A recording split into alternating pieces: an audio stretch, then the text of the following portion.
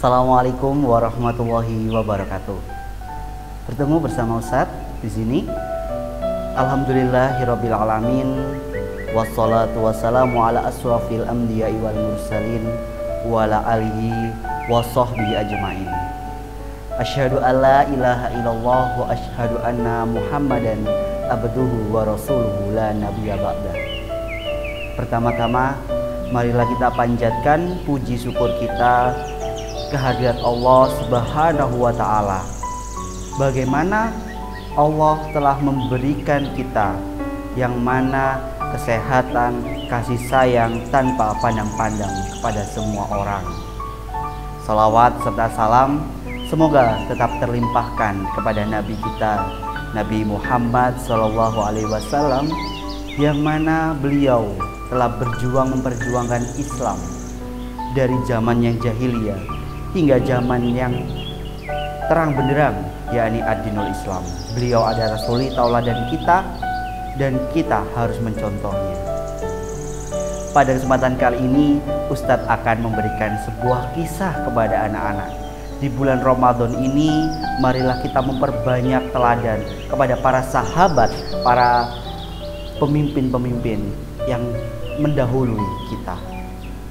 Pada kesempatan kali ini Ustadz akan menceritakan tentang Abbad bin Bishr radhiyallahu anhu, seorang sahabat yang lebih memilih nyawanya terputus daripada bacaan Al-Quran di dalam sholatnya. Nah, dialah sahabat dari kalangan Ansor yang sulit ditemukan dengan tokoh yang sepadan dengannya. Nah, bagaimana Abbad bin Bishr ini? Abbad adalah seorang pemuda yang gagah. Tatkala dakwah Islam masuk ke dalam Madinah, wajahnya yang sangat segar, tubuhnya yang bugar, tampak ronak kejujuran dan kesucian di dalam wajah dan yang rupawan. Usianya belum genap 25 tahun. Namun kedewasaan berpikir dan sikapnya menunjukkan kepribadian yang matang, melampaui usia biologisnya. Pada saat Mus'ab bin Umair membaca Al-Quran, Abbad mendengarnya dan ia langsung tertarik. Dan bagi Abbad, ia memikirkan bahwasanya ini bukanlah syair. Bahasanya sangat indah dan sangat penuh makna yang menyentuh relung jiwa hatinya Abbad. Apalagi pada saat itu Mus'ab membacanya dengan suara yang merdu. Tak butuh waktu lama, Abbad bin Bishr ini pun masuk Islam. Ia mengikuti jejak Mus'ab, beriman kepada Allah dan Rasul-Nya, menjadi sahabat yang mulia dan menjadi tentaranya Allah Subhanahu wa ta'ala. Sebagaimana ia pertama kali tersentuh oleh Al-Quran, hari-hari berikutnya Abbad tak pernah lepas dari kalam suci ini. Dimanapun ia berada, baik ia di rumah, di masjid, dalam perjalanan, atau dalam istirahat, Abbad menjadikan Al-Quran sebagai teman dekatnya. Ia senantiasa membaca, mengulang-ulang, hingga banyak sahabat yang menyebutnya imam dan teman Al-Quran. Nah, ini julukan yang pertama oleh para sahabat, menyebut Abbad bin Bishr ini dengan imam dan temannya Al-Quran. Ada lagi loh sebutan yang lain. Apakah sebutan yang lain itu? Sebutan yang lain adalah ruhbanun fil lail wa fursanun finnar. Para sahabat ini memiliki julukan lagi, yang mana artinya rahubun fil lail itu artinya yaitu melaksanakan sholat malam, rohib di malam hari, dan fusanun finnahar, ya, ini artinya singa di siang hari. Karena kenapa? Abbad ini adalah orang yang senantiasa di malam harinya ia mendirikan sholat malam atau qiyamul lail. Sedangkan siang harinya Abbad bin Bishr ini berjihad, berjuang di jalan Allah Subhanahu wa taala, menegakkan agama Islam. Nah, Abbad bin Bishr ini adalah sosok yang tepat mewakili julukan tersebut. Rohib di malam hari dan singa di siang hari. Ia sangat menjadi singa, menjadi orang yang pemberani di tengah medan peperangan. Apabila kita mencarinya di medan peperangan, ya, kita akan mendapati sebagai mujahid yang perkasa. Ia bergerak laksana singa, merobohkan musuh-musuhnya, menerobos barisan lawan dengan sabetan pedang. Ia juga ikut serta dalam seluruh peperangan yang diikuti oleh Rasulullah. Dia membunuh seorang Yahudi licik, Ka'ab bin Ashraf. Dia yang menjadi tameng Rasulullah saat perang Tabuk. Dia juga motivator yang membangkitkan semangat orang-orang Ansor di perang Yamama ketika mereka hampir kalah. Nah, Abbad ini adalah sosok yang tepat mendapatkan ruhbanun fil lail wa fursanun fin nahar. Jika kita mencari di para ahli ibadah, kita akan mendapatinya sebagai seorang yang abid, yang lambungnya jauh dari tempat tidur ketika malam hari. Ia memperbanyak mendirikan sholat malam, suka berlama-lama dalam tahajud dan tilawahnya yang sangat panjang di dalam sholat tersebut. Nah, di antara ibadah yang paling ia digemari adalah membaca Al-Quran. Dengan suara yang merdu, tilawahnya pun menggetarkan hati orang yang mendengarnya. Apalagi sholat malam begitu indah menyentuh jiwa. Dalam hadis yang diriwayatkan oleh Imam Bukhari, Aisyah menuturkan, Nabi pernah mengerjakan sholat tahajud di rumahku. Lalu beliau mendengar suara Abbad sedang sholat di masjid. Lantas beliau berkata, "Wahai Aisyah, apakah itu suara Abbad?" "Iya, wahai Rasulullah." Maka Rasulullah bersabda, "Ya Allah, berikanlah dia maghfirah."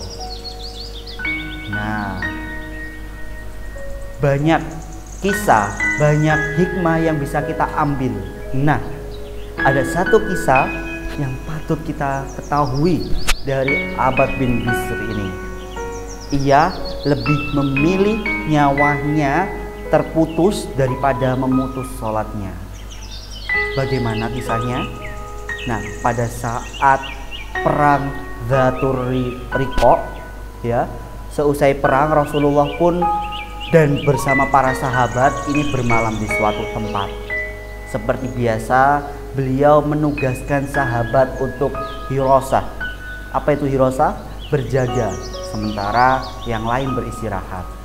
Nah, Rasulullah pun bertanya, siapa yang berjaga pada malam hari ini? Kemudian Ammar bin Yasir dan Abbad bin Bishr, keduanya menjawab, kami berdua, wahai Rasulullah.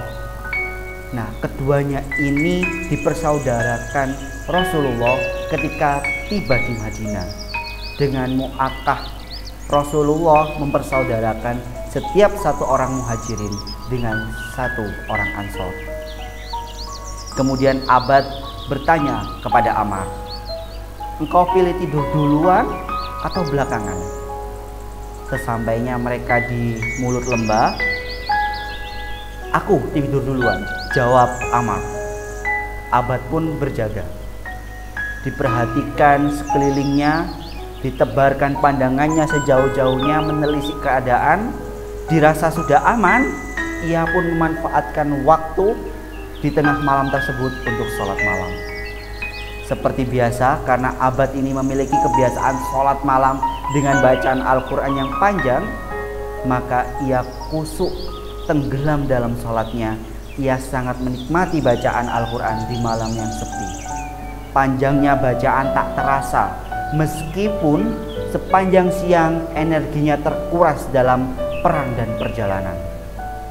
Nah, pada kegelapan malam, sosok prajurit musyrik mengendap-endap yang ia siang tadi pulang dan menemukan istrinya terbunuh, dan bersumpah demi Lata dan Uzza, karena dia musyrik masih bersumpah demi Lata dan Uzza, hendak membalaskan dendamnya. Kini ia melihat pasukan Rasulullah yang sedang beristirahat dan hanya satu orang penjaga, yaitu Abbad bin Bishr itu. Nah, disiapkanlah anak panahnya, kemudian ditarik busurnya dengan sekuat tenaga, diarahkan ke Abbad. Sekali melepaskan anak panah, jep, langsung mengenai tubuh Abbad. Darahnya mengucur. Pasti Abbad kesakitan. Namun karena kekusukan sholatnya membuat Abbad tak menghiraukan rasa sakit itu.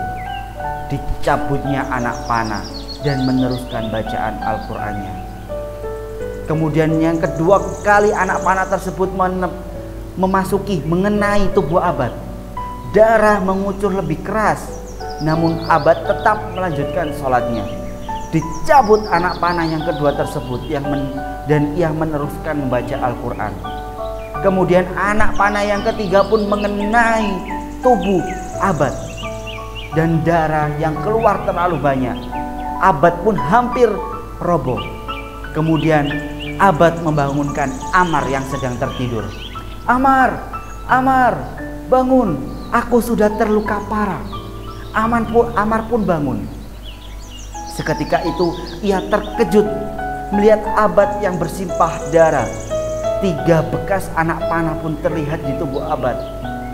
Kenapa kau tidak membangunkan aku sejak anak panah ini menembus tubuhmu, Abbad? Kemudian Abbad pun hanya menjawab, aku sedang membaca Al-Quran dalam sholatku. Sungguh, jika bukan karena kekhawatiranku melalaikan tugas dari Rasulullah, tak akan kuputus sholatku. Lebih baik terputus nyawaku daripada memutus bacaan Al-Quran dalam sholat. Masya Allah, itulah Abbad bin Bishr lebih mementingkan untuk membaca Al-Quran dalam sholatnya daripada nyawanya.